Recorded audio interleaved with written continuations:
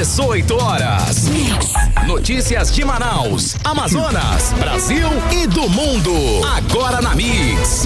Legal, 6 horas em ponto em Manaus. Começando pra você mais uma edição do 18 horas. Eu e ela, Karime Leão. Oi, Carla. Oi, Carlão. Boa noite. Muito boa noite pra você sintonizado aqui em 100,7. Obrigada pela sua companhia. Estamos juntos a partir de agora até às 7 da noite, aqui no 18 horas. Mix. É isso aí, juntos e contando sempre com a sua participação aqui no 18 horas. Acione aí o nosso WhatsApp 994887592 e dê aí a sua mensagem, o seu toque, né, Karime? A sua opinião sobre os assuntos que a gente fala aqui no 18 horas. E tá valendo também a sua participação para você que nos acompanha pelo YouTube. Manda a sua mensagem de texto. Mix. Começando às 18 horas de hoje com os destaques do dia. Supremo Tribunal Federal analisa denúncia contra Wilson Lima sobre o transporte de ventiladores pulmonares durante a pandemia. Supremo analisa a denúncia de peculato, uso indevido de dinheiro público para fretar o avião que trouxe o equipamento para o Amazonas. A acusação aponta o desvio de mais de R$190 mil com o pagamento do transporte dos ventiladores pulmonares. E essa denúncia é desdobramento do caso da compra superfaturada de ventiladores pulmonares numa loja de vinhos. Legal, 6 horas, 1 minuto em Manaus. Mais uma vez eu agradeço a sua participação, a sua presença, a sua audiência aqui em 100,7. Vamos com esses e outros assuntos, os destaques do dia. Os destaques desta quinta-feira, 17 de outubro de 2024, no ar para você. Mais uma edição do 18 horas. 18 horas. Olha, começamos o programa de hoje com o desdobramento de um escândalo envolvendo criminalmente o governador Wilson Lima. Desdobramento do caso da compra superfaturada de ventiladores pulmonares numa loja de vinho durante a pandemia de Covid-19 em 2020, Karine. Um escândalo, Carlão, crime que todo mundo conhece, todo mundo lembra. Sim. Além de superfaturado, o equipamento não servia para o tratamento dos pacientes com Covid-19 e causou um prejuízo de mais de 2 milhões aos cofres públicos, 2 milhões de reais. Por essa compra, ele é acusado pelo Ministério Público Federal no Supremo Tribunal Federal de vários crimes, entre eles de ser chefe de uma organização criminosa. Olha, o desdobramento desse caso é que agora o Supremo Tribunal Federal analisa a denúncia de peculato. O governador desviou dinheiro público para fretar um avião e trazer os equipamentos para o Amazonas. A acusação aponta o desvio de mais de R$190 mil com o pagamento do transporte desses ventiladores pulmonares, que, segundo o Ministério Público Federal, deveria ter sido feito pela empresa que vendeu os equipamentos, a FJAP. E nessa acusação estão, além do governador Wilson Lima, o ex-secretário de Saúde Rodrigo Tobias, o ex-secretário executivo de Saúde do Interior Cássio Espírito Santo e o chefe da Casa Militar do Estado, o coronel Fabiano Machado Bó, todos acusados de transporte ilegal desses ventiladores. E a repórter Odinê Araújo acompanhou a sessão da Corte Especial do Superior Tribunal de Justiça para decidir, na quarta-feira, se aceita a denúncia do Ministério Público Federal contra o governador do Amazonas, Wilson Lima. E traz pra gente agora os detalhes. A Corte Especial do STJ, Superior Tribunal de Justiça, começou a decidir nesta quarta-feira se aceita uma nova denúncia do Ministério Público Federal contra o governador do Amazonas, Wilson Lima, o ex-secretário de Saúde do Estado, Rodrigo Tobias, o ex-secretário executivo de Saúde do Interior, Cássio Espírito Santo, e o chefe da Casa Militar do Estado, coronel Fabiano Machado Bó. Nessa nova denúncia, Wilson Lima e seus assessores teriam cometido peculato, ou seja, crime que consiste na apropriação ou desvio de bens, valores ou recursos públicos por um funcionário público em benefício próprio ou de terceiros. O peculato, nesse caso, seria o desvio de R$190 mil no pagamento do transporte de 19 respiradores mecânicos para pacientes de Covid-19 em 2020. De acordo com o Ministério Público Federal, o pagamento do transporte dos respiradores deveria ter sido pago pela empresa FJAP e não pelo governo do estado. Foi o que explicou o relator do processo, o ministro Francisco Falcão. Como já relatado, 19 desses ventiladores foram transportados em 7 de abril de 2020 para Manaus em aeronave fretada e paga pelo governo do estado do Amazonas, recepcionadas no aeroporto pelo governador Wilson Miranda, acompanhado do então secretário de Saúde, Rodrigo Tobias. Após a entrega no dia seguinte, 8 de 4 de 2020, a proposta da FEJAP teve andamento, repito, após a entrega no dia 8 de 4 de 2020, a proposta da FEJAP teve andamento incrivelmente célere. Ainda conforme o ministro Francisco Falcão, o caso envolvendo o transporte dos respiradores mecânicos tinha uma série de irregularidades. Com diversos despachos e pareceres, contendo diversas irregularidades formais, como inconsistência nas datas, falta de transparência, tendo aquela empresa se sagrado vencedora no mesmo dia, a pensos do número 20. Reitere-se que os equipamentos já haviam sido entregues no dia anterior ao governador e ao secretário de Saúde, aqui denunciados. Em 9 de 4 de 20, a FEJAP recebeu um total de R$ 2.976.000 do governo do estado do Amazonas. Ou seja, a compra teria sido feita às pressas e com assodamento, além das falhas cometidas pelos administradores e do transporte de 19 respiradores, que teriam custado ao governo do estado, contrariando os termos da contratação. Além do relator, ministro Francisco Falcão, votaram a favor da denúncia as ministras Nancy Andrighi e Maria Tereza Moura. Votaram contra o recebimento da denúncia os ministros Og Fernandes, Sebastião Júnior, Marcos Buzzi, Raul Araújo e Humberto Martins. Mesmo o ministro Og Fernandes, que votou contra a denúncia, disse que a compra dos respiradores para pacientes de Covid no Amazonas impressiona pelo local onde foram adquiridos. Esse fato, como nós sabemos, foi de muita repercussão. Impressiona a notícia de que estamos diante de uma compra de respirador numa empresa que era fornecedora, acho, de vinhos. Isso como informação à opinião pública parece trazer uma certa perplexidade. O processo foi paralisado com o pedido de vistas do ministro João Otávio de Noronha e deverá retornar à pauta do STJ após a devolução do pedido de vistas em data ainda não definida.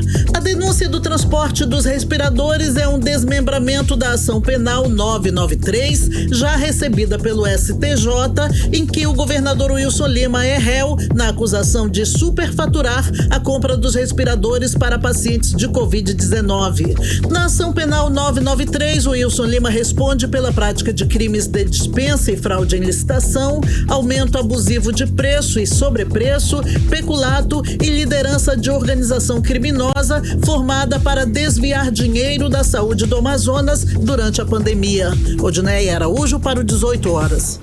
Você está ouvindo 18 horas. É uma gestão que virou caso de polícia, não tem como colocar de outra forma. Tá aí o governador Wilson Lima de novo no centro de mais esse escândalo gravíssimo. Agora o Superior Tribunal de Justiça começou o julgamento, desse novo processo contra ele, desta vez por peculato, ou seja, o desvio de dinheiro público, mais um crime que teria acontecido durante a pandemia, Carlão. Karine, esse mesmo governador deveria proteger a população, já é réu acusado de chefiar uma organização criminosa que desviou recursos da saúde em plena pandemia. Esse grupo, segundo a Polícia Federal, lucrou com a compra superfaturada de ventiladores em uma loja de vinhos, causando um prejuízo de mais de R$2 milhões ao Estado. Lembrando, Carlão, tudo isso durante a pandemia. Vou lembrar aqui que o governador Wilson Lima foi indiciado no relatório final da CPI da Covid do Senado Federal.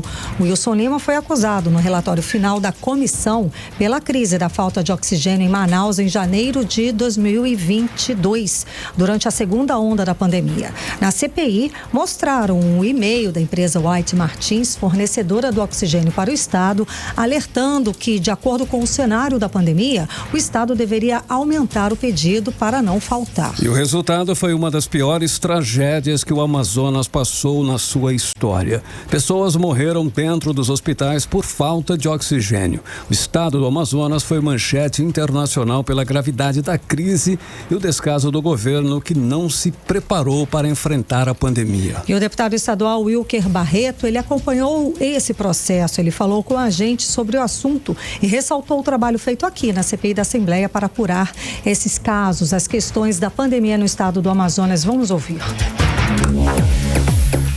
Eu acompanhei de perto, desde 2020, todo esse acontecimento do que foi a crise do oxigênio no Amazonas, a questão da compra de respiradores pela loja de vinhos, CPI, onde eu fui membro titular, o relator, hoje deputado federal Fausto Júnior, pediu o indiciamento de 50 pessoas.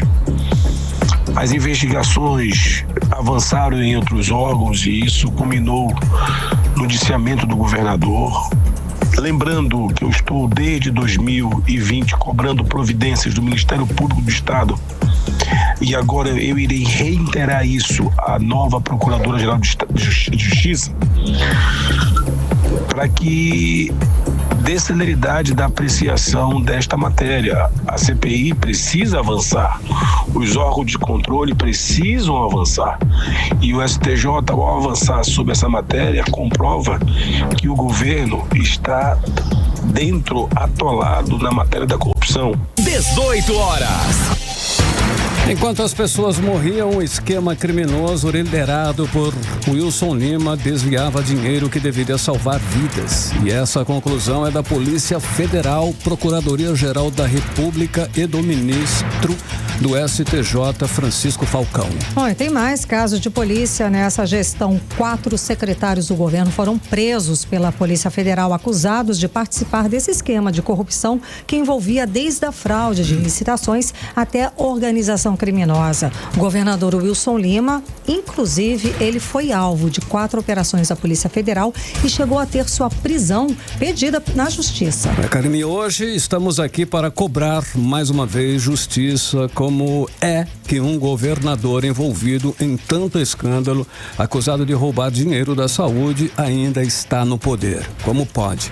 A população precisa de respostas e as autoridades devem garantir que essa organização criminosa, liderada por Wilson Lima, seja completamente desmantelada. Que tudo seja julgado, né, Carlão? Sim. E é revoltante, acontece que é revoltante mesmo pensar que enquanto pessoas estavam morrendo, sufocadas, com falta de oxigênio, o governador e um grupo estavam negociando ventiladores superfaturados, esquemas.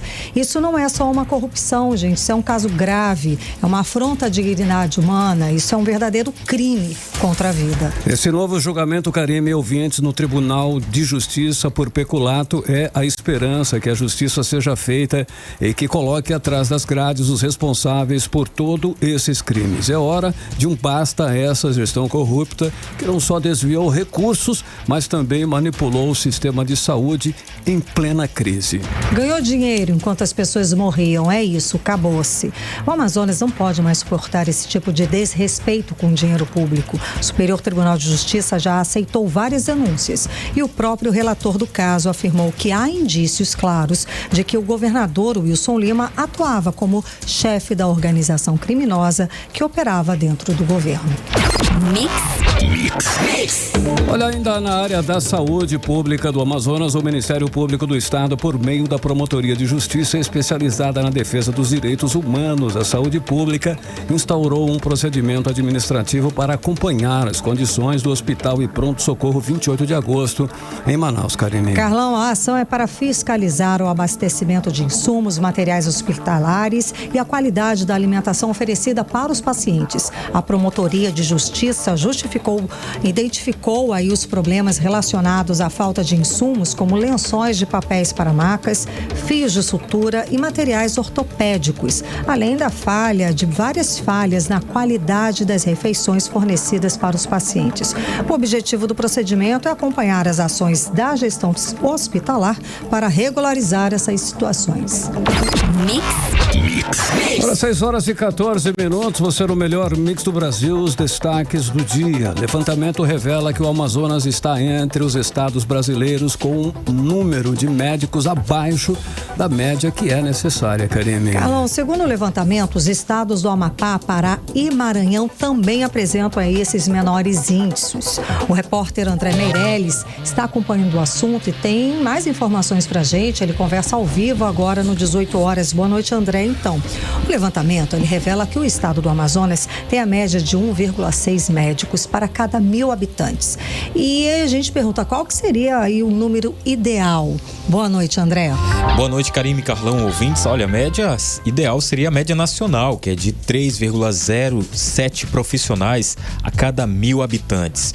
Isso aí é de um novo levantamento baseado nos dados da demografia médica deste ano do Conselho Federal de Medicina aí, que mostra que o número de médicos aumentou 89% no Brasil. Houve esse aumento no Brasil desde 2010, saindo aí de 304.406 e chegando a mais de 500.000, 575.930 profissionais ativos neste ano de 2024. Ainda assim, o país vive uma intensa desigualdade na taxa de profissionais por 1.000 habitantes, que chega até mesmo a uma diferença de até 5 vezes entre os estados. O Amazonas está entre esses estados brasileiros com o número de médicos abaixo dessa média necessária. Esse painel revela que o Amazonas tem média de 1,6 médicos a cada 1.000 habitantes, né? E assim também segue o Amapá, o Pará, Maranhão, que também apresenta os menores índices, né? Apesar disso, o Conselho Federal de Medicina destaca que esses estados tiveram essa evolução superior a 67%, isso tudo nos últimos 14 anos. Por exemplo, em 2010, o Amazonas tinha 0,97%, né? E o Amapá contabilizava 0,87%, seguida aí do Pará e Maranhão. Por outro lado, unidades da federação economicamente mais desenvolvidas apresentam um número significativo de médicos a cada 1.000 habitantes, como o Distrito Federal, né, que conta com 6,3 médicos a cada 1.000 habitantes. Aí tem Rio de Janeiro, 4,3, e São Paulo, 3,7. Como a gente falou no começo aqui, a média nacional é de 3,07 profissionais a cada 1.000 habitantes, né?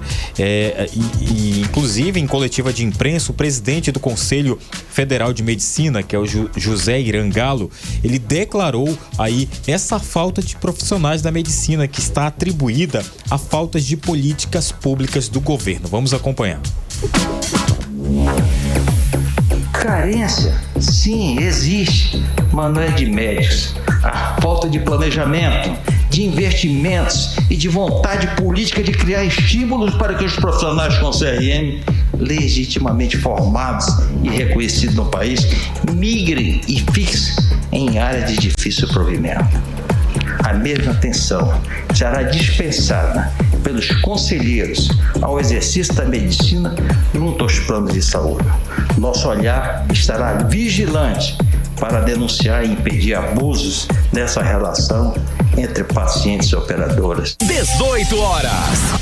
Tá, então, Karine, Carlão e ouvintes, a gente conferiu a fala do presidente do Conselho Federal de Medicina, que é o José Irangalo. Ele fez essa coletiva de imprensa para falar sobre a situação dos médicos aqui em todo o Brasil, porque ele é o presidente, né, de todo o Brasil, e uma dessas ele falou sobre essa diferença de falta de médicos em várias regiões aqui do país, inclusive aqui do Amazonas que a gente está falando, que é 1,6 médicos a cada 1.000 habitantes. E o certo seria essa média, que é de 3,07 médicos por cada 1.000 habitantes, né? Ele defendeu aí a necessidade de políticas públicas estruturais focadas nessa redistribuição de médicos em regiões como aqui no Amazonas, que tem esse déficit de médicos, né? Inclusive, o Brasil voltou no final do ano passado a permitir a abertura de novos cursos de medicinas pelo país, porém seguindo a lei do Mais Médicos, né? Que estabelece critérios como a localização em um dos municípios pré-selecionados por terem tem hoje déficit desses profissionais em relação à média nacional. No entanto, muitas instituições conseguem medidas judiciais que permitem aí abrir novos cursos, né? Assim como afirmam os membros do Conselho Federal de Medicina, sem seguir aí esses critérios. Ou seja, pelo Conselho Federal de Medicina, há possibilidade de abrir várias vagas para esses médicos serem, por exemplo, de outros estados e, por exemplo, de São Paulo, pode ir para outros estados, certo, outros isso municípios, é muito legal, há essa possibilidade. Mas como o presidente falou, isso precisa da política pública de cada estado, de como eles estão, né, que apoie, né, que seja atraente, que seja interessante que esse médico de São Paulo, Rio de Janeiro, por exemplo, venha trabalhar no Amazonas. Aí depende exatamente de como cada estado vai atuar nesse tipo de política. É isso aí, André. Obrigada pelas informações. 6h20, você no melhor Mix do Brasil. 18 horas. Olha só, os servidores públicos do Amazonas vão aproveitar 5 dias de folga com o ponto facultativo decretado pelo governo nos dias 25 e 28 de outubro. Essa medida, que coincide aí com o aniversário de Manaus no dia 24 e o dia do servidor público no dia 28, vai emendar o feriado e proporcionar aí, Karime e ouvintes, um longo período de folga, aí um belo período de folga para esse pessoal, hein, Karime? Vale lembrar que a Prefeitura de Manaus já tinha, inclusive, tomado a mesma decisão e avisou no início da semana, garantindo também aos servidores municipais essa folga prolongada aí, Carlão. Olha só, a pausa será uma boa oportunidade para quem quer descansar, né? Ou viajar, dar um rolê aí pelo estado. Dá tempo, né? Dá um bom tempo. Até para ir lá no Rio e voltar, se for o caso. Tranquilo, ó, o expediente. São Paulo. São Paulo não, lá tá escuro, Carlão. É melhor ir pro Rio. Ainda tá aquele problema. Ó, o expediente nos órgãos públicos estaduais e municipais volta ao normal apenas na terça-feira, no dia 29 de outubro. E com a medida, tanto a Prefeitura quanto o governo do estado reforçam a valorização dos servidores em datas importantes para a cidade e para o estado. Mix. 6h21, Carlão. Legal, Karime. Vamos falar sobre os bastidores. Política amazonense com ela, Cíntia Blink. Cíntia já está aqui com a gente. Cíntia, boa noite, Cíntia. Então, teve mudança aí. Trocou o líder do governo na Assembleia Legislativa do Estado, Cíntia. É isso mesmo? Por que aconteceu? O que aconteceu? Qual o nome? Conta tudo. O que aconteceu? Conta pra gente. Onde dorme, onde vive. Sim, o que come. O que come. Boa noite, Karime. Boa noite, Carlão e todo mundo que tá ouvindo a gente na 100.7. Olha só, dentro da Assembleia Legislativa do Estado do Amazonas, a gente tem ali a pessoa que é o líder do governo. É ele quem faz a ponte entre os deputados e entre a Casa Legislativa toda e o governo. Então, ele, por exemplo, quem apresenta quando tem um projeto que vem do governo para casa, ele quem vai tirar dúvida de deputados sobre aquele assunto. É para ele, normalmente, que deputados encaminham quando tem algum tipo de demanda, alguma coisa no hospital tal, algum deputado fala sobre isso, normalmente é o Wilker Barreto, que faz ali a oposição, ele vai direcionar para esse parlamentar, porque esse parlamentar é quem faz essa ponte. Esse é o papel do líder do governo, que até hoje mesmo, até ontem, vamos dizer assim, era Felipe Souza. Felipe Souza estava nesse cargo há um tempo, já foi deputada Joana Dark, já foi deputada Alessandra Campelo, se não me engano, já foi Saulo Viana, que hoje é deputado federal, e agora é Rosenha. Rosenha, que também está ao lado ali de capitão Alberto Neto, nessa caminhada política, nessa caminhada até a Prefeitura de Manaus, que ele tenta fazer. Então a mudança foi essa, é importante a gente trazer para ficar de olho aí no deputado Rosenha, para ver que movimentos ele vai fazer, mas isso mostra que há uma aliança muito forte entre o deputado Rosenha e o governador Wilson Lima. Sim. É isso? É isso, sobre isso é isso. Mas... Olha só, Cíntia, olha só, sobre a inauguração do viaduto lá na rua Rio Preto, parece que tem aí uma análise por ordem do Tribunal de Contas do Estado do Amazonas. Explica melhor pra gente. Explico, porque isso saiu agora, Carlão. Sim, manda. O que acontece? É o viaduto na Efigênio Salles com a Governador Lindoso, que é a rua Rio Preto. Estão chamando também de viaduto do Içá. Assim como a gente tem o viaduto Pelé, né? Rei Pelé. Aí eles se chamam de viaduto do Içá. E o que aconteceu? O vereador Lissandro Breval entrou com uma representação no Tribunal de Contas, porque ele entende que essa obra deve ser parada, deve ser suspensa, para que seja analisado o que se queria fazer ali, afinal. É uma obra de mais ou menos 52 milhões de reais, que está programada para ser inaugurada semana que vem, dia 25, só que, de acordo com o vereador, não foi apresentada o plano base da obra, o plano de arquitetura e de engenharia da obra. Com isso, se a gente não tem acesso a plano de engenharia, o plano de obra, não dá para fiscalizar, não dá para saber o que era para se esperar dessa obra. Como que no fim era para ficar? Esses 52 milhões foram gastos, inicialmente o plano era o quê? E o que entregou? Então, como não é possível, de acordo com o vereador, fazer essa verificação, porque não houve publicidade disso, não houve transparência, ele encaminhou isso para o Tribunal de Contas. A presidente do Tribunal de Contas disse: ok, vamos verificar. Esse é o ponto que tá. Essa história foi cair na mão do auditor Mário Filho. E a gente não pode esquecer que dia 25 era vésperas da eleição. Dia 27 agora a gente vai para as urnas. Ainda não está suspenso. Tem portal por aí dizendo que está suspenso. Só suspendeu enquanto eu tô falando, mas por enquanto não há decisão sobre isso. Tá na análise, né? Avisaram aí.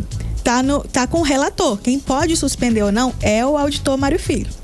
E não foi o que aconteceu por agora. Mas, acontecendo, a gente não pode ignorar que daqui a pouco tem uma eleição. A inauguração de uma obra grande como essa faz muito bem para o prefeito, ainda que ele não apareça por lá, pode sim render em voto.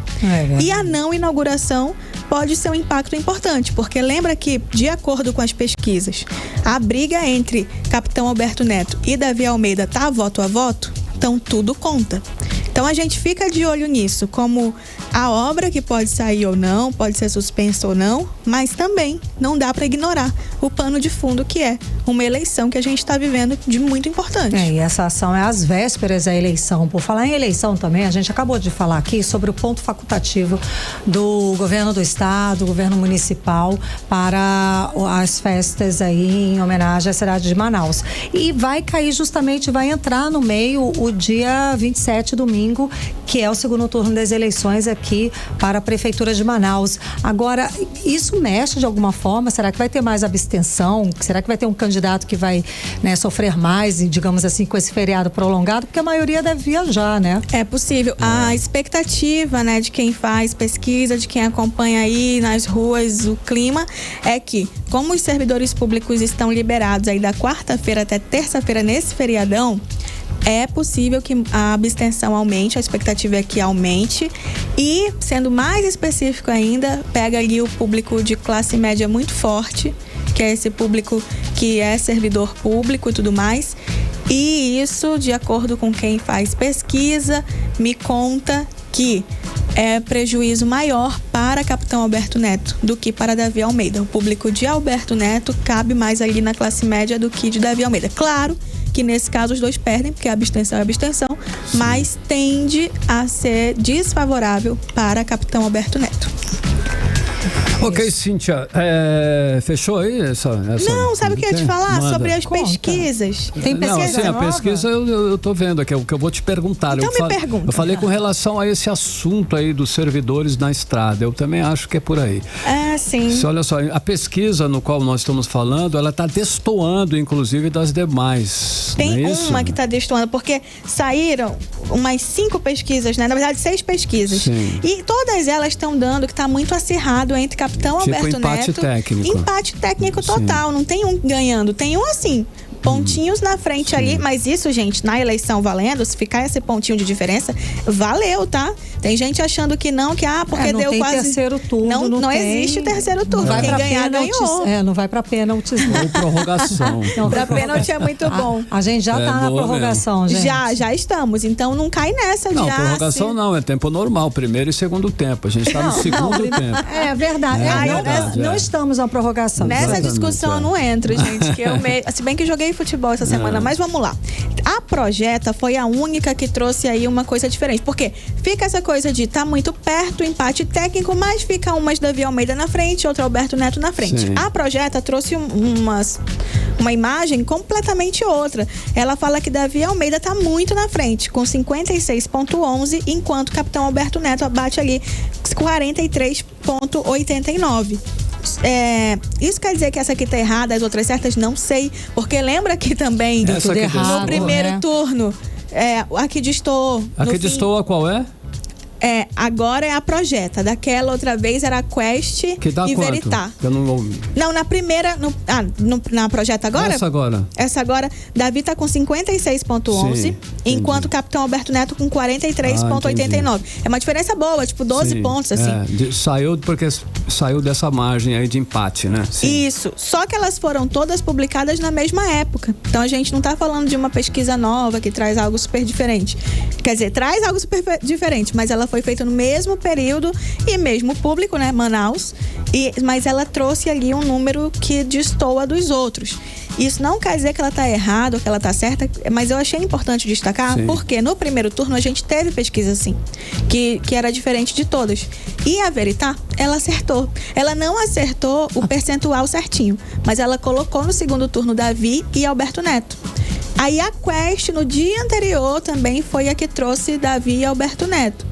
Todas as outras estavam dando Alberto Neto no quarto lugar. Erraram feio, né? Foi muito distante. Então eu achei que era importante trazer pra gente ficar o registro de, olha só, todas estão dando assim, essa tá dando. Pode ser que as outras, digamos, acertem. Não dá pra falar acertar porque é a leitura do cenário, mas a gente tá muito perto. Então quase que sim, é uma adivinhação. De qualquer forma, vamos ficar de olho. E eu trago mais informação pra você. Obrigada, Blink. Até amanhã. Valeu, Blink. Até amanhã, 6h30. Você no melhor mix do Brasil. 18 horas. Oi, Karine. Carlão, acabei de receber aqui uma atualização do caso da ex-sinhazinha Didia. Olha, boa, interessante. É o seguinte, o Ministério Público do Amazonas solicitou à Justiça a condenação de Ademar e Cleusimar Cardoso, irmão e mãe da ex-sinhazinha Didia Cardoso, respectivamente, além de outras 5 pessoas por tráfico de drogas e associação para o tráfico. Lembrando, Didia foi encontrada morta no final de maio em Manaus e a polícia investiga a possibilidade de que a sua morte tenha sido causada por overdose de cetamina, conforme indicado por um laudo preliminar do Instituto Médico Legal. O laudo oficial ainda não foi divulgado para as autoridades, Carlão. Legal, 6h31, continue em 100,7 daqui a pouquinho. Olha só, o preço da seca. Produtos da cesta básica registram aumento em Manaus. 18 horas. Vamos agora conferir a previsão do tempo e temperatura para amanhã, que já é sexta-feira. Karine Leão.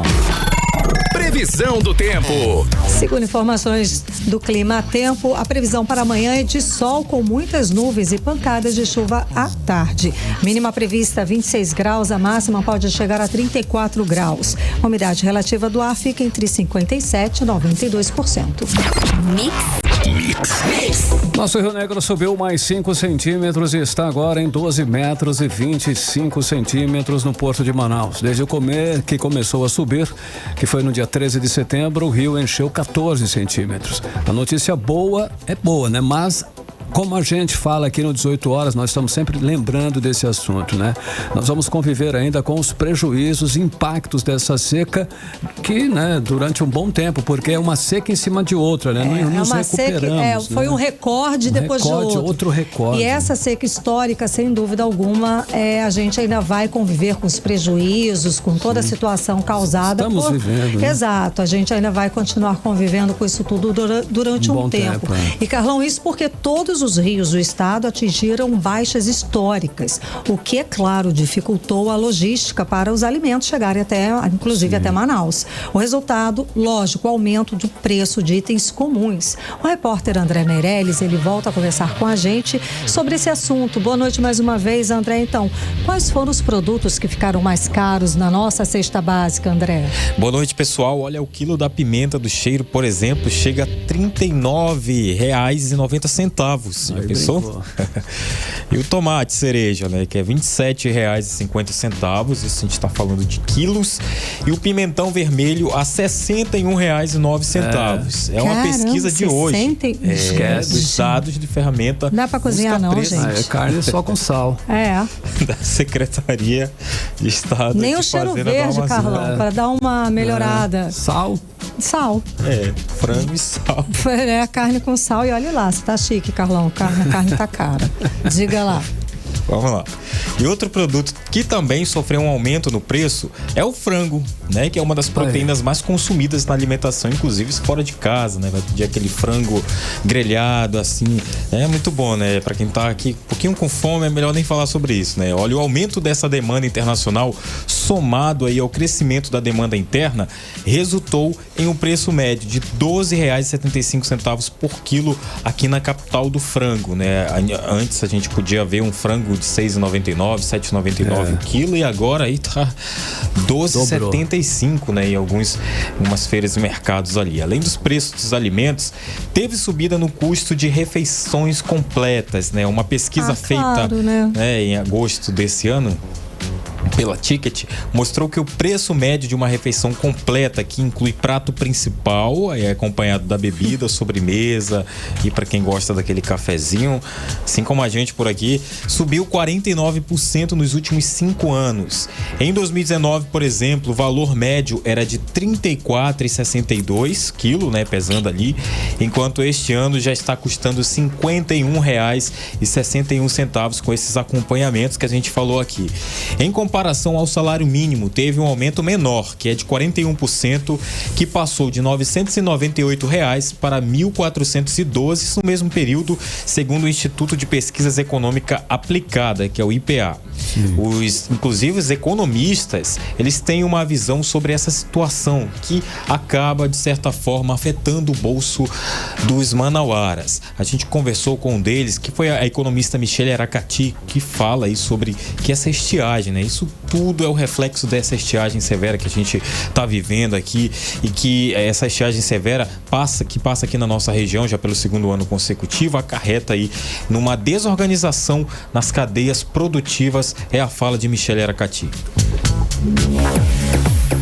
E isso faz com que os produtos que são demandados pela sociedade, tanto peixes, como carnes, como legumes e frutas e outros produtos, eles tenham aí um acréscimo no seu preço. E isso também está relacionado com os fretes.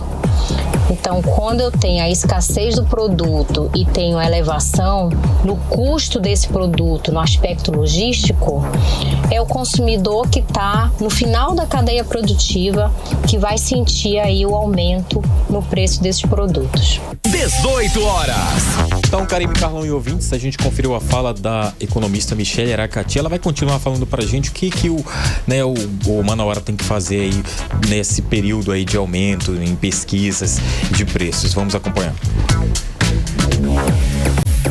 Fazer uma pesquisa de preços, sempre levando em consideração o aspecto ligado ao custo e benefício, pesquisar bastante ou mesmo substituir um produto por outro produto equivalente. Então essas estratégias, elas são imprescindíveis para que a gente possa enfrentar aí esse período intenso da nossa seca severa. 18 horas. Obrigado, então, a participação da economista Michele Aracati. Olha, o setor rural amazonense também está sendo atingido pela seca severa deste ano. Quem explica as condições disso é o presidente da Federação da Agricultura do Amazonas, Muni Lourenço. O setor rural amazonense vem sendo muito atingido pela seca severa deste ano. Isso a partir de significativos prejuízos, principalmente com a queda na produção e na produtividade, tanto na agricultura como na pecuária. Isso tudo principalmente em decorrência da falta de chuvas, o que compromete as lavouras e pastagens. Além disso, o setor vem sendo impactado pela maior dificuldade de escoamento da produção com a seca dos rios e o isolamento e desabastecimento de comunidades rurais. 18 horas. Eu agradeço a participação de Munir Lourenço, que é o presidente da Federação da Agricultura do Amazonas, participando com a gente, que estamos falando nesse momento sobre essa seca severa que afeta o Amazonas e também as dificuldades logísticas para alimentos chegarem até aqui a capital amazonense, né, que estão impactando diretamente do bolso dos consumidores. E itens comuns na alimentação do dia a dia, como pimenta de cheiro, pimentão e tomate, estão custando mais caros, Karine Carlão. Tá fácil não, né, André? Obrigada pelas informações. Boa noite. Valeu, André. 6h39, você no melhor mix do Brasil. 18 horas. Ainda falando de cesta básica, uma pesquisa feita pela Orum, Inteligência de Mercado e Fundação Getúlio Vargas mostra que o preço médio da cesta básica em Manaus aumentou 16% entre os meses de abril e setembro, Karine. Difícil, né, Carlão? E segundo o levantamento, em comparação ao mês de agosto, o aumento foi de 2%. Vamos saber mais detalhes agora com Rodrigo Soares. O preço médio da cesta de consumo básica de alimentos de setembro deste ano aumentou em relação ao mês anterior. Manaus foi a cidade que apresentou um dos maiores aumentos nos valores da cesta, sendo de 2,0%. Segundo a pesquisa realizada pela Horus Inteligência de Mercado e o Instituto Brasileiro de Economia da Fundação Getúlio Vargas, o aumento do preço da cesta básica em Manaus para R$ 809,60 cresceu 16% entre os meses de abril e setembro deste ano. Em abril deste ano, o preço da cesta de alimentos era de R$ 697,93 em Manaus. O valor médio chegou a cair para R$ 679,59 em maio, mas iniciou uma sequência de aumentos a partir do mês de junho, quando chegou em R$ 715,88. A economista Michele Aracati explica que o aumento de preço dos produtos que compõem a cesta básica tem impacto direto sobre o orçamento das famílias. Então, no momento que eu tenho um aumento do preço desses produtos, cabe aí às famílias buscarem alternativas que tenham aí um preço menor, mas que sejam produtos equivalentes. Aquela velha pesquisa de preço, ela pode ser uma estratégia e também um momento que o consumidor ele vai buscar marcas menos conhecidas. As marcas mais nobres, as marcas mais conhecidas, elas são mais caras. Então, nessa hora, o consumidor ele pode buscar um produto que tenha a mesma equivalência de qualidade, mas com uma marca desconhecida ou menos conhecida. Rodrigo Soares para o 18 horas. Você está ouvindo 18 horas. Agora 6h41, como se não bastasse, a cesta básica estar mais cara, o consumidor pode estar levando o gato por lebre, hein? Isso porque 23 produtos, 23 marcas e produtos da cesta básica comercializados aqui em Manaus foram reprovadas aí pelo Instituto de Pesos e Medidas do Amazonas durante a operação Cesta Básica, Karine. Carlão, é grave, porque são produtos de primeira linha da cesta aqui do brasileiro, que é a farinha, o arroz e o feijão. Entre as irregularidades constatadas está a diferença ou divergência entre o peso declarado na embalagem e o que o consumidor está pagando. A repórter Nathalie Moraes traz pra gente os detalhes. Essa operação foi entre os dias 1º e 15 de outubro e teve o objetivo de verificar nos supermercados os produtos da cesta básica comercializados em Manaus e também na região metropolitana. Os produtos foram submetidos a ensaios rigorosos, revelando irregularidades significativas. Ao todo, os agentes do IPEM coletaram 903 amostras de 35 marcas e produtos pré-medidos, como arroz, feijão, açúcar e café. Dos produtos testados, pelo menos 506 receberam aprovação, enquanto outras 23 marcas não passaram no teste.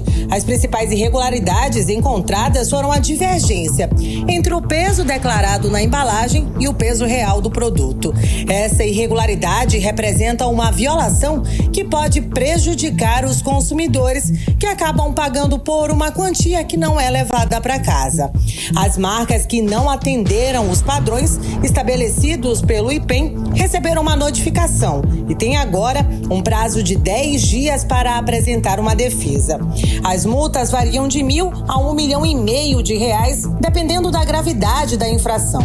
Os consumidores que suspeitam de irregularidades nos produtos adquiridos podem entrar em contato e denunciar para a ouvidoria do IPEM, através do 0800 092 2020, de segunda a sexta, de 8 da manhã até as 2 da tarde. Nathalie Moraes para o 18 horas. Você está ouvindo 18 horas. 18 horas. Esporte. São 6h44, hora do giro esportivo, e o Amazonas tem2 importante amanhã contra o Avaí às 21 horas e 30 minutos, horário de Brasília, na Arena da Amazônia. A partida é pela 32ª rodada da Série B do Brasileiro, Karine. Partida importante, Carlão. Sim. O Amazonas ocupa atualmente a 11ª colocação na Série B, com 42 pontos. Está a 8 pontos do G4. Onça Pintada depende de uma vitória simples diante do Avaí para garantir a permanência na Série B. Olha só, depois do sucesso do primeiro jogo da NFL no Brasil, a Liga confirmou que trabalha com o objetivo de retornar ao país em 2025. Esse retorno, porém, estaria limitado a apenas um jogo de temporada regular, Karine. Exato, e a ideia é permanecer em São Paulo, tá? Foi um maior sucesso legal. por lá, com a aprovação das parcerias com o governo da capital paulista e o Corinthians. Boa. O Neoquímica Arena sediou a vitória do Philadelphia Eagles sobre o Green Bay Packers em setembro. Bacana, o Flamengo, o Mengão, da Karime Leão e, né, Olha aí, por aí. e da maior torcida do Brasil e do mundo. O Fluminense, nesta quinta-feira, Mengo e Fluminense no Maracanã, pela 30ª rodada do Brasileirão, e vai ser às 20 horas, horário de Brasília também, Karime. O Flamengo, Mengão, Carlão, ocupa a 4ª posição no Campeonato Brasileiro com 51 pontos. No domingo, ele enfrenta o Corinthians no jogo de volta da semifinal da Copa do Brasil, com a vantagem do empate após vencer por 1-0 no Maracanã. 18 horas. Vamos para Brasília, Carlão. Karime Leão com Cadu. Vamos conversar com Carlos Eduardo Matos, o nosso correspondente lá em Brasília. Cadu, boa noite, Cadu. Depois do apagão aí que aconteceu em São Paulo e toda a repercussão condenando a empresa responsável pelo fornecimento de energia lá em São Paulo, a gente aqui no estado fica até preocupado com essa venda da Amazonas Energia para a empresa Âmbar. Bom, até porque a gente aqui não entendeu muito bem como é que ficou, o que ficou acordado, como é que foram, quais foram esses termos desse contrato, que não ficou muito claro, né, Carlão? A última vez que a gente falou aqui ainda estava em análise. Enfim, Cadu, conta pra gente, tem alguma novidade? Lembra pra gente como é que ficou, como é que está essa história da venda da Amazonas Energia para o Grupo Âmbar? Boa noite, Karine e Carlão, boa noite, ouvintes do 18 horas. Karine, agora a batalha é judicial. A última informação é que a ANEEL, que é a Agência Nacional de Energia Elétrica, teria ingressado agora, entre ontem e hoje, com recurso na Justiça Federal, pedindo a anulação daquela assinatura do contrato de transferência da Amazonas Energia para a Âmbar Energia, que foi feito na semana passada, no apagar das luzes, bem aos 45 do segundo tempo, no finzinho do último dia de validade daquela medida provisória que foi publicada pelo governo Lula, que garantia o processo de venda da Amazonas Energia para os irmãos Batista, que são os amigos do presidente Lula. A ANEEL, Karine, a gente sabe, nunca concordou com essa negociação. Por quê? Para a ANEEL, o consumidor brasileiro é quem vai pagar o pato. Os 14 bilhões de reais de dívidas da Amazonas Energia, pelo que previa esta medida provisória do governo Lula, quem vai pagar é todo mundo, todos nós. Eu aqui em Brasília, o povo lá de Goiás, o povo de São Paulo, o país inteiro, nos próximos 15 anos. Esse é o grande gargalo. Por isso que, ao longo de todo esse processo, a ANEEL vinha colocando uma série de dificuldades, justamente para não fechar a negociação. O fato é que a Âmbar assinou esse contrato de compra na última hora de validade da medida provisória. Porém, a ANEEL alega que o prazo legal já havia ultrapassado. Portanto, essa negociação não valeu. Por isso que a ANEEL entrou com esse recurso pedindo para que a Justiça invalide o que foi feito. E fazendo um paralelo, Karine, com a crise lá em São Paulo, a situação de Manaus é a seguinte: se correr o bicho pega, se ficar o bicho come, né? Por quê? Se o acordo de compra da Amazonas Energia for mantido, a conta de luz vai ficar mais cara para todo mundo, porque a dívida bilionária, esse valor de 14 bilhões, vai ser rateado com o país inteiro, como eu falei. Mas se o acordo for desfeito, como quer a ANEEL, pode haver uma intervenção do governo federal sobre o sistema elétrico do Amazonas. Significa a salvação? Não, muito pelo contrário. O governo vai administrar a crise, vai assumir as dívidas, até encontrar um novo interessado em ficar com essa bucha que é o sistema elétrico do Amazonas. Essa crise está acontecendo lá em São Paulo. O governo paulista está pressionando a ANEEL a tomar de volta a concessão para que o governo federal intervenha no sistema e coloque no lugar uma outra empresa. Mas isso aí é muito difícil, porque o governo quer... o governo estadual, o governo federal, todo mundo quer passar por cima da ANEEL, mas a ANEEL, ela tem uma independência, ela tem uma autonomia técnica e isso precisa ser respeitado.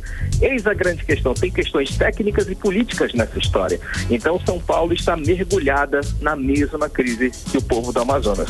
Agora, falando nisso, Karine e Carlão, hoje a Câmara dos Deputados aprovou um projeto de lei que permite que as prefeituras fiscalizem, junto com os estados, com a União, os contratos de distribuição de energia elétrica. A ideia é permitir que os municípios tenham voz lá de trás, logo no início, no processo de licitação. E também exerçam direito de cobrança, de fiscalização das empresas por um serviço de melhor qualidade. Hoje as prefeituras, elas não têm competência para isso, mas agora com tantas crises no sistema elétrico, que não começaram hoje, né? Teve lá no Amapá, teve em São Paulo, teve no Amazonas, enfim, agora esse projeto de lei avançou e está indo lá para o Senado. Karine e Carlão. Cadu, só para deixar claro, né, Carlão? Ou seja, aquela assinatura, essa compra da AMBA, a compra da Amazonas Energia feita pela AMBA, foi invalidada, não existiu, não está valendo e a gente continua sem solução. Não, rapidinho, deixa eu só explicar. Está valendo, mas... A ANEEL, ela ingressou com recurso pedindo para invalidar. Certo. Então está na mão da Justiça. Ainda não resolveu. Não, ainda não. Isso foi entre ainda vai demorar. Hoje. A novela é judicial, não houve avanço. O último avanço concreto. Essa é uma série já. A AMBA Energia, semana passada, ela assinou aquele termo de transferência da Amazonas Energia para ela, para a AMBA. Ou seja, a Amazonas Energia agora é da AMBA, pelo que prevê aí a medida provisória. Só que isso foi assinado no finzinho, a gente contou essa história, no apagar das luzes. Só que a ANEEL, que nunca concordou com isso, ela está ela está recorrendo à Justiça para invalidar essa assinatura de contrato. Então vamos ver, tem mais capítulos chegando aí. A gente tem que reprisar os capítulos anteriores para entender melhor aí, só porque a gente perde, né, cara? Eu tenho quanto tempo? 10 minutos, né? Sim, tranquilo, vamos lá. Olha só, agora é sério, parece que o governo federal não fez o básico, não fez a lição de casa e, é claro, não controlou os gastos, gastou a revelia e agora corre atrás do prejuízo e quem vai pagar a conta somos nós, pobres mortais. O governo está agora com mega plano de corte, estamos falando aí tipo 30, 50 bilhões de reais, é isso, Cadu? Fala para nós sobre esse mega plano do governo, por favor. Pois é, Carlão, o governo Lula vem tomando uma série de medidas aí para tentar ser um país mais atrativo para novos investimentos. Isso daí são sinais, são acenos, né? E um ponto que o mercado vem cobrando muito do governo Lula são medidas para diminuir as despesas, reduzir esse inchaço da máquina pública. Essa é uma marca do governo Lula 3. E o governo apresentou essa semana um conjunto de medidas de corte de gastos que vai, como você falou, de 30 a 50 bilhões de reais. A parte boa, Carlão, e sensata também, é o fim dos super salários no serviço público. Tem muita gente aí recebendo, a elite do serviço público, né? Recebendo acima de 44 mil reais. Cadu, então esse corte é tipo na carne, é isso? Do próprio governo, eles vão cortar dentro do processo. Será? Então, essa é o que eu pensei que não, né? Então, pensei que fossem projetos, essas coisas aí.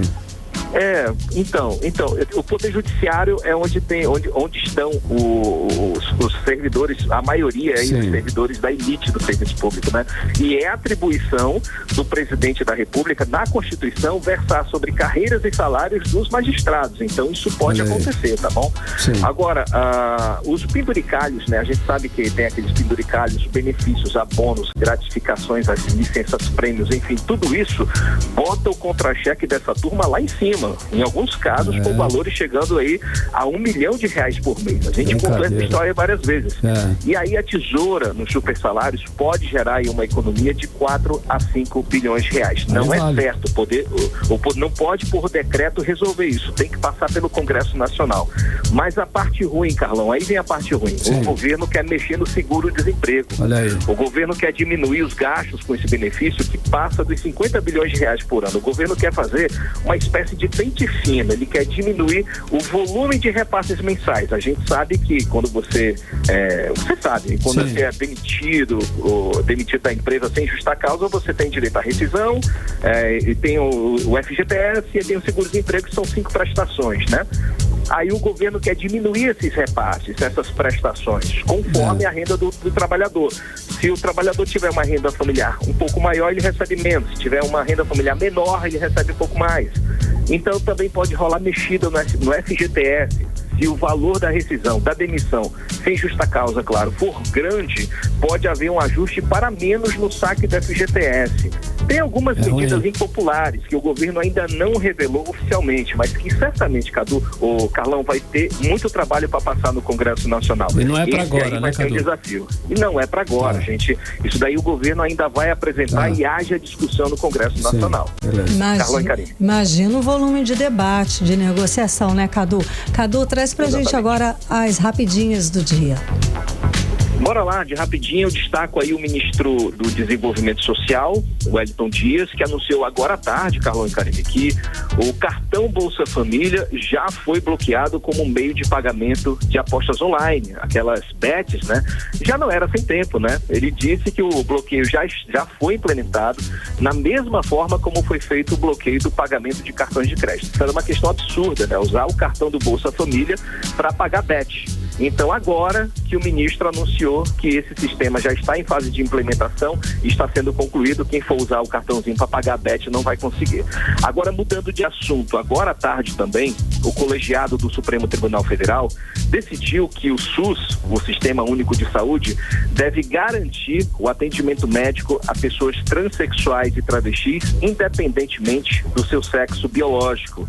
E determinou também, Carlino e Carlão, que o Ministério da Saúde altere a certidão de nascimento para constar a categoria parturiente/mãe, independente dos nomes dos genitores, de acordo com a sua identidade de gênero. Sim. Ou seja, a mãe não precisa colocar o seu nome oficial, digamos assim, no seu nome de nascimento, e sim o seu nome conforme a sua identidade de gênero. Beleza, Volto com vocês, Karine e Carlão. Cadu, obrigada pelas informações. Até amanhã. Até amanhã. Valeu. 6h56, você era o melhor mix do Brasil. 18 horas. Olha só, está proibida a pesca de tambaqui em toda a Amazônia Legal até março de 2025. Isso porque estamos no período que é conhecido como Piracema ou Defeso, Karine. Exatamente, Carlão. A repórter Nathalie Moraes conversou com um especialista do Instituto de Desenvolvimento Agropecuário e Florestal Sustentável aqui do Amazonas e traz pra gente mais detalhes a respeito dessa proibição. Vamos acompanhar. A pesca do tambaqui está proibida em todo o Amazonas até o dia 31 de março de 2025. Essa informação é do Instituto de Desenvolvimento Agropecuário e Florestal Sustentável aqui do nosso estado. A medida acontece devido ao período do defeso da espécie. Esse período é uma medida que proíbe temporariamente a pesca de algumas espécies de peixe em determinada época do ano, para garantir a reprodução desses animais. Segundo o IPEM, além do tambaqui, outras 9 espécies de peixe estão com a pesca proibida a partir do dia 15 de novembro. São eles capari, surubim, pirapitinga, mapará, sardinha, pacu, aruanã e matrichã. A gerente de Agricultura e Pesca do IDAM, Karen Alves, explica que o Defeso tem como objetivo a manutenção dos estoques pesqueiros, além, é claro, de evitar a extinção de algumas espécies. Ela também reforça que durante esse período, tanto os pescadores artesanais quanto aqueles que trabalham com a venda do produto precisam estar mais atentos a essas leis. Precisam se alimentar, eles precisam se reproduzir. Então, se a gente fica numa situação ruim com essa seca, né, principalmente de nossas populações que ficam no interior do Amazonas, o recurso também fica escasso, porque eles não têm tempo para se alimentar, eles não têm tempo para se reproduzir, porque eles não têm local para refúgio e para alimentação. Então, a gente precisa respeitar ainda mais os defesos. Além de chamar a atenção do pescador para o período de defeso, o Instituto também orienta que no período em que os trabalhadores não estiverem pescando, busquem a Superintendência Federal de Pesca e Agricultura para regularizar o registro geral da atividade pesqueira. Já em relação ao seguro defeso, o Instituto reforça que a solicitação pode ser realizada nas próprias colônias de pescadores. E como nós já mostramos aqui mesmo no 18 horas, o governo federal vai pagar um auxílio para os pescadores afetados pela situação de emergência causada pela seca e estiagem em toda a região norte. Nathalie Moraes para o 18 horas. Você está ouvindo 18 horas. Legal, 6 horas e 59 minutos. Agora nós vamos conferir outros destaques do dia no Amazonas, no Brasil e no mundo. 18 horas. Israel afirma ter matado o líder do Hamas, apontado como responsável por ataque que começou a atual guerra. Na Espanha, 2 atletas morrem no Mundial de Triatlo. As causas estão sendo investigadas. Vini Júnior entra para a lista dos jogadores mais bem pagos do mundo. Neymar segue no pódio. Em Portugal, influencer que castigou filha com banho de água gelada é condenada à prisão. Mix. Seguimos direto para o editorial 18 horas. Editorial 18 horas. O Amazonas está entre os 4 estados com o menor número de médicos por habitantes, de acordo com um novo levantamento do Conselho Federal de Medicina. A média em 2024 é de 1,6 médico por 1.000 habitantes no estado. Desde 2010, o número de médicos aumentou 89% no Brasil. No Amazonas, o aumento foi de 60%. A desigualdade na taxa de médicos por habitantes é muito grande no interior, na comparação com as capitais. O número de médicos reflete a qualidade do atendimento dos pacientes. Elevar o número de médicos depende de muitos fatores, inclusive o da qualidade de vida. O programa Mais Médico já levou mais de 26,6 mil médicos a essas localidades, segundo o Ministério da Saúde. Segundo o Conselho Federal de Medicina, o número de médicos pode ser melhorado com a melhoria de salários e da infraestrutura de trabalho no interior. Isso depende de políticos, de políticas públicas permanentes e da vontade política das diversas esferas de governo, principalmente da cobrança constante dos cidadãos. 18 horas. 7-1, Karine, boa noite. Boa noite, um beijo, até amanhã. Até amanhã. Você ouviu 18 horas. As notícias do Brasil e do mundo. De volta amanhã. Você está na Mix, o melhor mix do Brasil. Rádio Mix.